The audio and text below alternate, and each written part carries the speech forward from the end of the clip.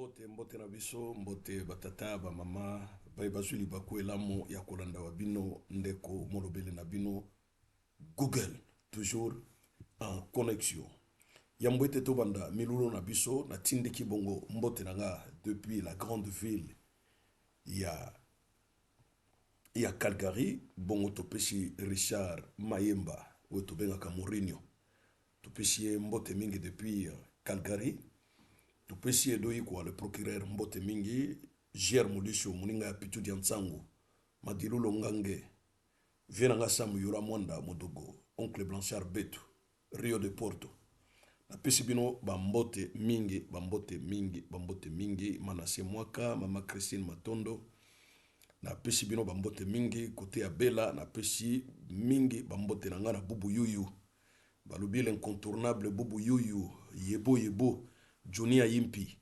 bambote mingi na bino nyonso bayebozwi libaku ya kolanda wa bino molobeli analyste na bino Google toujours en connexion. Alors lelo toye na sujet ya mafia libanaise. La mafia libanaise oyo ekomi ko déranger quand même mingi et beaucoup de Congolais n'ont pas assez d'informations sur ces familles libanaises qui sont en RDC et tellement bazali vraiment na ngambo moko ya nkuku e ba Congolais mingi bayebaka te nini oyo ba Libanais ba salaka. Alors lelo tokomekana na kobeta masolo ya ba Libanais bakomi mingi na 2020 na RDC bazalaki 12 000 lelo bakomi plus ou moins 112 000 ebele baye ndenge nini visa ngo bapesi bango ndenge nini baye bavandaka wapi. Alors tout ça tokoyeba na Congo oyo mboka eza na mosala te, ni les Congolais ne travaillent pas, mais c'est là ces gens-là viennent en RDC pour chercher quoi? RDC ça Eldorado na bango par rapport à quoi? Il n'y a rien comme travail. Si les Congolais quittent le Congo pour aller en France, en Belgique, en Angleterre, c'est pour chercher du travail. Parce que il y a des pays qui sont aussi beaux comme la France, comme l'Angleterre, tels que la Grèce. Portugal, les Congolais ne mettent pas les pieds parce qu'il n'y a rien là-bas. Mais le Portugal est 400 fois plus mieux en termes du travail que la RDC. Mais pour Nanini, le Libanais quitte le Liban pour venir s'installer au Congo. Aujourd'hui, on va essayer un peu de voir grand, de comprendre que font réellement les Libanais en RDC. Est-ce qu'ils ont une activité qui les pousse de venir s'installer en RDC? Aujourd'hui, vous aurez pas seulement des questions, mais vous aurez aussi des réponses. Alors, pour commencer cette belle analyse, voilà, je salue aussi personnellement ma femme, Madame Lobouele Tatiana, je la salue et beaucoup de bisous là où elle est. Et je salue tous mes amis, voilà, qui me demandent souvent, mais Google, yo, ma banga na yo, au boire abisso ma banga te boli ma banga mingi, je comprends pas, ma banga ngo esala rabino nengeni, o esala relengi moko boy. Bon, problème te, prochainement, je vous ferai un peu de dédicaces, parce que comme vraiment la demande, il y a tout le monde, hein. Voilà. Alors, je salue aussi mon fils qui est à l'équipe des Tempes, voilà, U13, et Sean Lobouele, je le salue, qui vient d'ailleurs d'affronter avec son équipe, l'équipe de Barcelone par 4 buts à 3, d'où lui-même, Sean a marqué 2 buts. Donc voilà, pour information, il y a petit Sean, et que je mets plus ses photos sur Facebook, ni sur TikTok, vraiment, je mets plus ces photos pour moi, on a déjà collé, il faut battre la moi intimité na ye, na makambo azosala, et surtout exploit na ye. Voilà. Alors, ba tata ba mama na pesi bino na mbote, lelo toko kota na mozindo ya makambo ebele. Mozindo ya makambo ebele oyo toko solola na bino.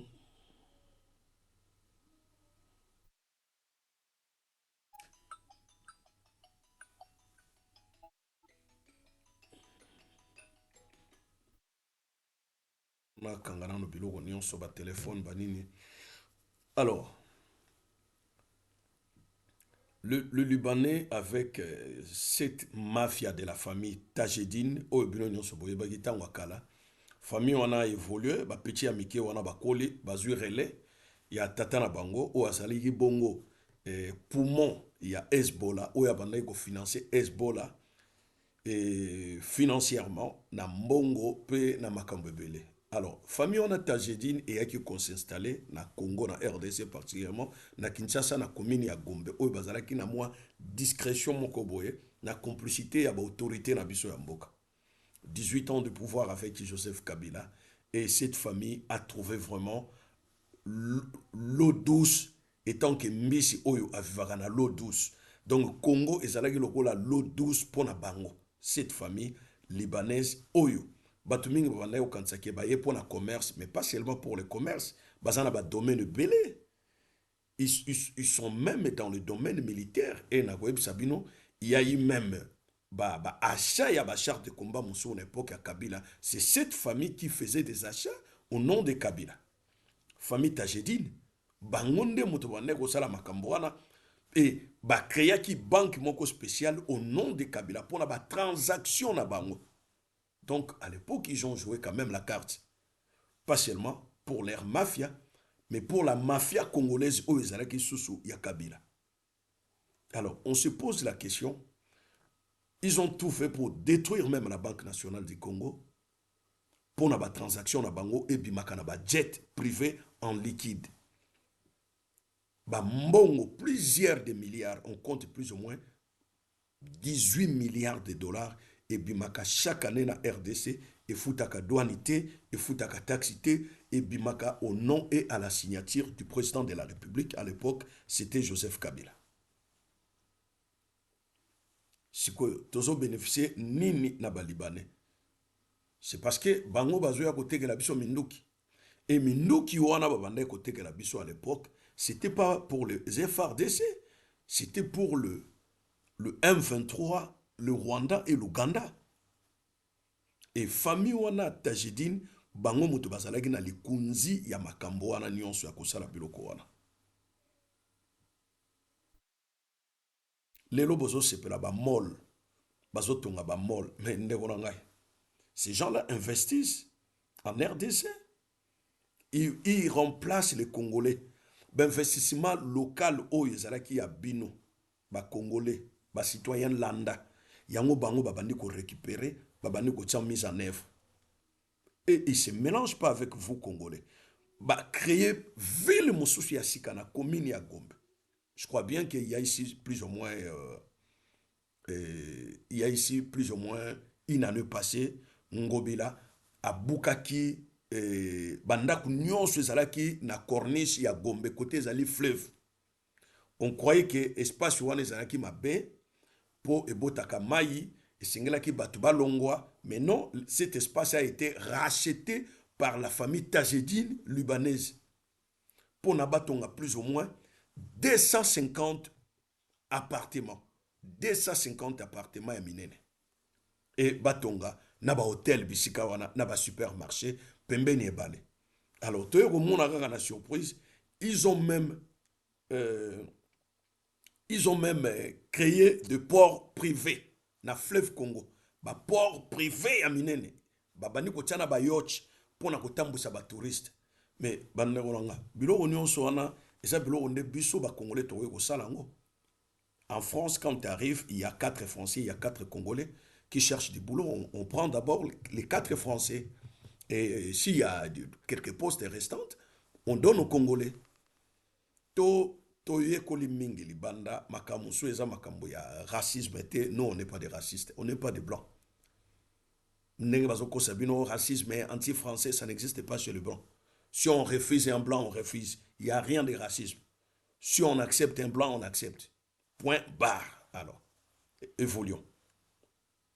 Alors, babani ko sala na ba port, babani ko tsana ba yacht, ba croisière na fleuve, babani ko créer ba bloc ebele. Et parmi bango, il y a des Libanais qui se disent Congolais belges, mais tandis qu'ils ne sont jamais été belges. Ils ont eu la nationalité belge pour se couvrir qu'ils sont blancs, mais ils ne sont pas blancs, ils sont des Libanais. Savez-vous qu'au Liban, il existe aussi une race blanche en dehors des Arabes qu'on appelle des Loubna. Donc, ce boye bitenga la zo fungola bino. Na deuxième guerre mondiale, en 1945, ba déplacé mingi ya Lettonie, Estonie, Ukraine, ba kimaki bayaka vers l'Iran, Liban. Ba benga bango ba Loubna, c'est-à-dire le vrai blanc en arabe. Donc ces gens-là, ba Libanais wanande bayaka na Belgique, aye a koti mbongo à investir à une nationalité belge. A boyi ya Liban parce qu'ils ont sonné bien té.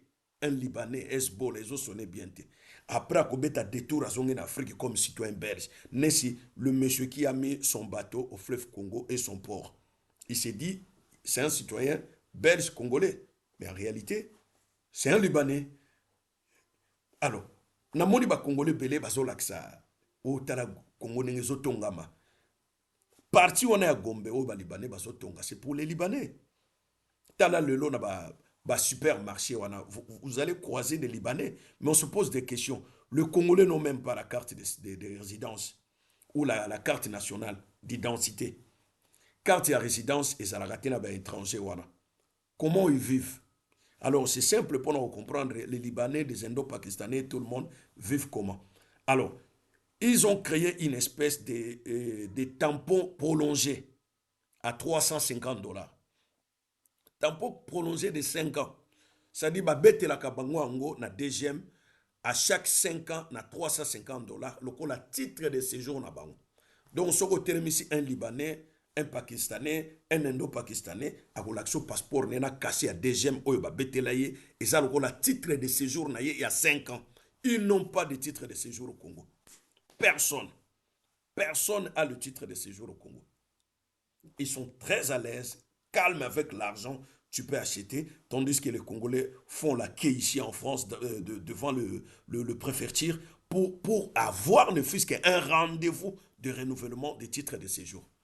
Les Congolais, ici en France et en Belgique. Mais et chez nous, c'est le deuxième qui les cherche à la maison pour leur donner même les cachets d'entrée d'immigration à 350 $ pour un séjour de 5 ans, renouvelable plusieurs fois, illimité. Tu peux renouveler 10, 20, 30 ans, 40 ans. Alors, on se pose la question, mbongo wana ya deuxième tuzwaka na ba libanais, batu wana nyonso ekendaka wapi? Statistique ya mbongo wana ezali wapi? Traçabilité ya mbongo wana ekendaka wapi?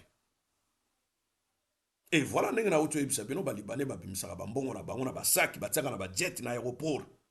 Boyebi pona ni bazongisi aéroport ya Ndolo mbango. Aéroport ya Ndolo eza aéroport militaire, mais il y a des jets privés oyo emataka ekendaka kolandela makambo wana.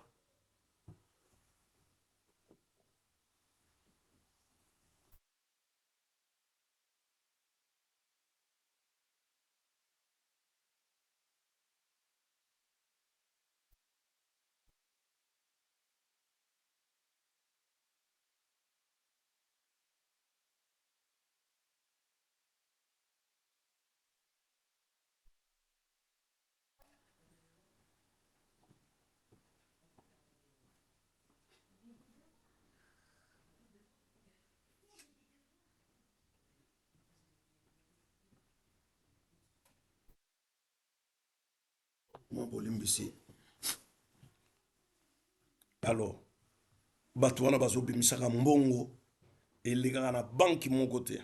Ba transaction nyonso esalamaka illégal. Et depuis des années, ces gens-là le faisaient. Moto moko s'inquiétaka na bango te. Le président Tshisekedi Tshilombo est là. Et il laisse aussi cette mafia agir de toute impunité. Alors, Botunana no Motuna Bino Mutamba, est-ce qu'il n'est pas au courant de ça? Mutamba Wazo Sala Sala Makelele Migonyonso. Moi, je vous ai dit, ce monsieur, c'est juste un perroquet. C'est juste un perroquet. Ministre aye pour na web sabino que constitution ezali mabe et sengelito changer en ministre. Il représente quoi? Il représente la population ou quoi? Il est qui, lui, le ministre de la justice? Qui dit à une fille que Kebana ko kangayo? Est-ce que ministre a kangamoto? Ministre de la justice a kangamoto? Donc, bomoni esikani nyoto zo kende. eloko nini oyo toza nango. Donc mafia wana ya balibanais ekokontinue nango ti babandi deja kosomba mabele na bamaluku ti na bambujimai babandi kotonga bamol wana ezwaki baproblème sérieux na Kenya, sérieux na Kenya, parce que bazoteka na babiloko ya badetail. Boyebi population kenyenne atelemelaki nango bakangaki plusieurs malls, plusieurs centres commerciaux na Kenya. Et lelo pene komi na Gombe ozotambola bondire oza na Beyrouth, ndiro oza na Liban. Et ces gens-là ne se mélangent pas avec nous. Souvenez-vous de l'affaire Abed Achour, qui est aussi un ressortissant libanais. Azwaki mwana na biso pembe na libala suka na ngwe suka kinengeni. Ba ko yebiseke non, okoyi ko kocha congolais na kati ya clan libanais te. Okoyi ko sale loko wana te, mais le mec avait la volonté d'épouser la sœur Pembe. Mais à la fin ils ont dit non non non non. Elle n'est pas de notre camp. Donc akoyi ko kota na kati ya clan te no kiti ako bénéficier business au biso to salaka mafia na biso akoya koyeba secret nango. Suka nango ba bwaka ki mwana na biso pembe po akeno ko bala ndeko na libanais bake ko sala fête wapi na Istanbul na Turquie. Souvenez-vous, ils se mélangent pas avec nous. Et d'ailleurs na web sabino que les Libanais bazali bato mabe ya mabe koleka. Basa pas seulement na racisme, mais bazana na système esclavagisme chez eux. Oyo plusieurs filles congolaises babande kokosa bango ke bagi no sala misala na Liban na Beyrouth pa ba parents na bango et des Libanais qui sont au Congo à l'époque de Manuel Ilunga, ministre des Congolais de l'étranger. Azaki na rapport nyonso wana il y a plus de 115 pages. Ya bande ko na biso ba congolaise bakanga bango en otage en Liban, passeport ba bomba. Ba koma ko violer na ba fille mosusu na bandako. Okima wapi passeport no ba récupérer.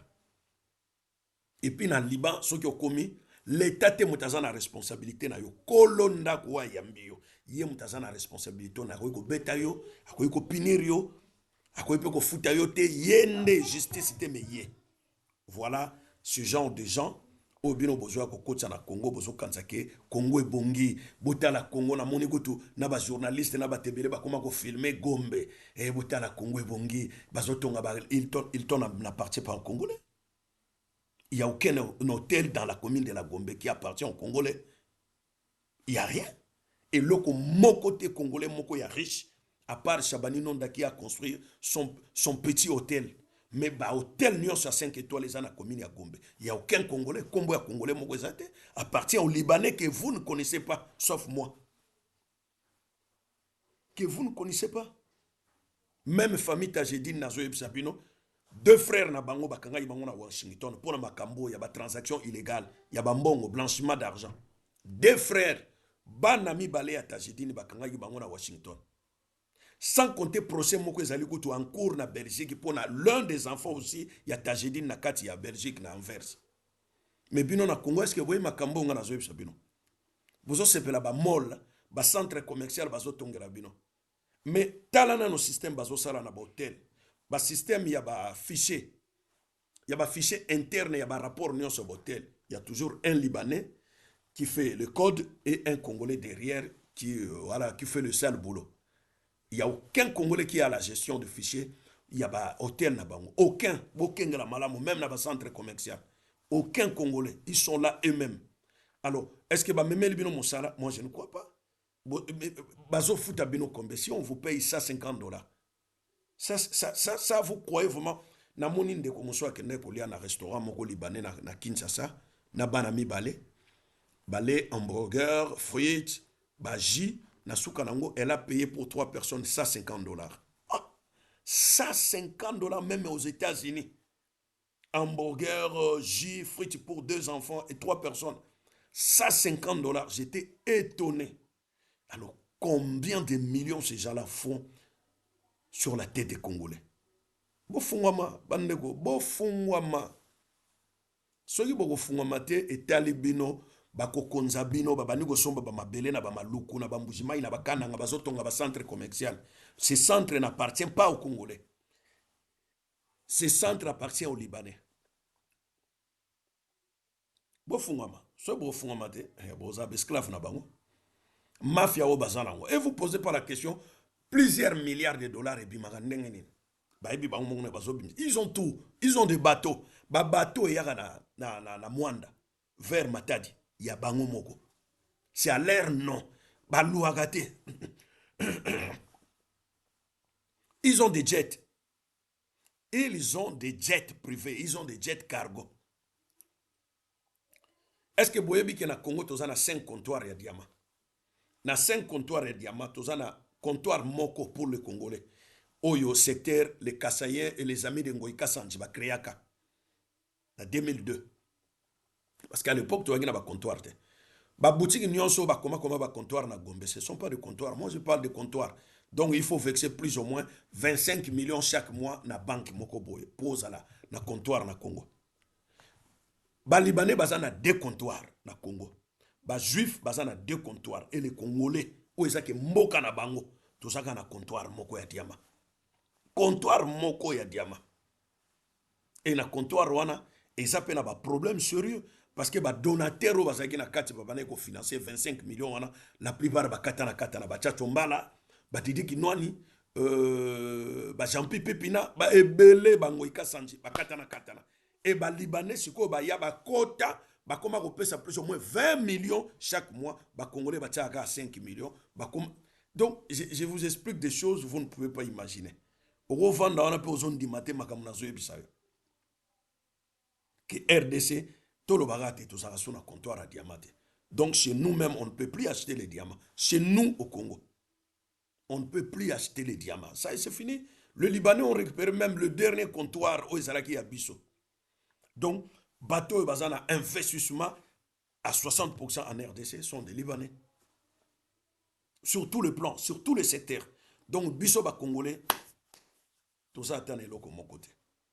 Au moni ba mariage n'enzo sala mana Gombe wana bango na bango ba lingi kutute Congolais moka kota ta na famille na bango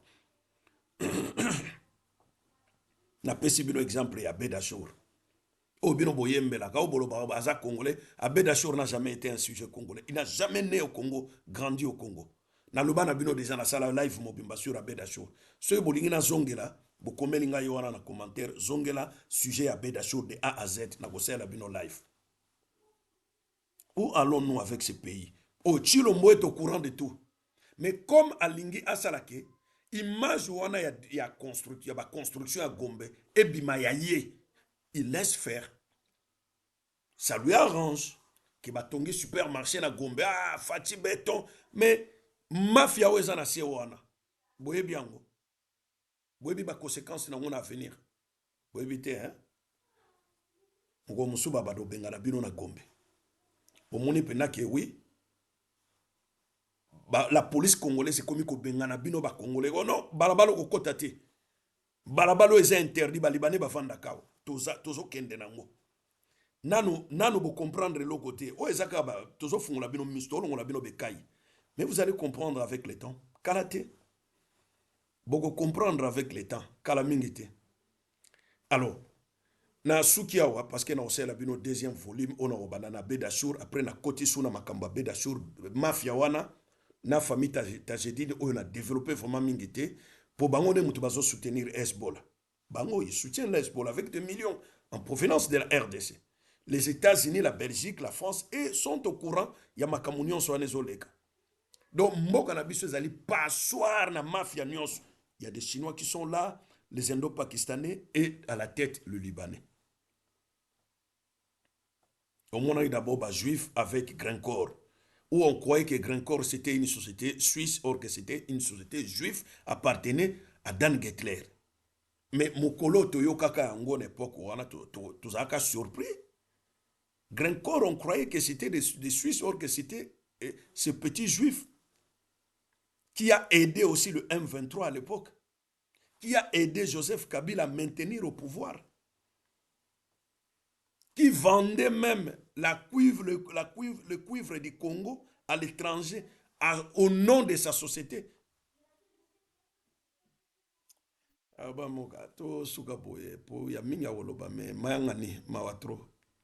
Prochainement.